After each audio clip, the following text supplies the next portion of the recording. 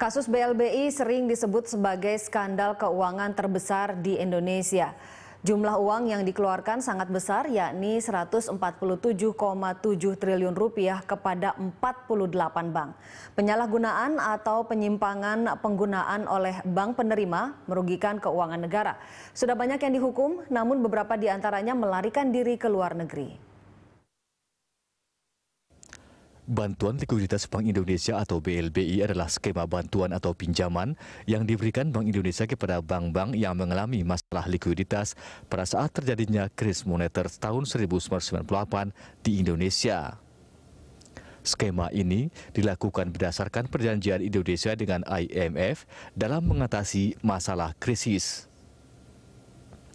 Pada bulan Desember tahun 1998, Bank Indonesia telah menyalurkan BLBI sebesar 147,7 triliun rupiah kepada 48 bank. Hasil audit Badan Pemeriksa Keuangan atau BPK dari 144,5 triliun rupiah dana BLBI yang dikucurkan kepada 48 bank umum nasional, 138,4 triliun rupiah dinyatakan berpotensi merugikan negara.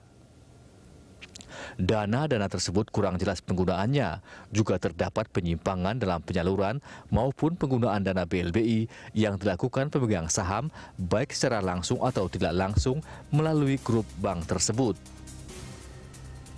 Sedangkan hasil audit Badan Pengawasan Keuangan dan Pembangunan atau BPKP terhadap 42 bank penerima BLBI menemukan penyimpangan sebesar 54,5 triliun rupiah.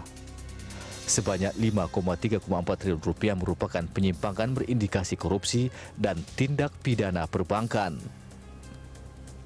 Upaya menyeret para pelaku korupsi dana BLBI sampai saat ini masih terbentur kendala penegakan hukum. BLBI telah terjadi sejak krisis moneter tahun 1997-1998. Langkah penegakan hukum telah dilaksanakan yang mengakibatkan pengambil kebijakan pengucuran BLBI telah dijatuhi hukuman, sedangkan 2 direksi lainnya di SP3 oleh Kejaksaan Agung dan sejumlah kecil penerima BLBI dihukum. Mantan Gubernur Bank Indonesia, Sudrajat Djiwandono, dianggap bertanggung jawab dalam pengucuran BLBI. Tersangka dari Bank Indonesia adalah para direkturnya, Hendro Budianto, Paul Sutopo, dan Heru Supraptomo, dan masing-masing telah divonis 3 tahun, 2,5 tahun, dan 3 tahun penjara.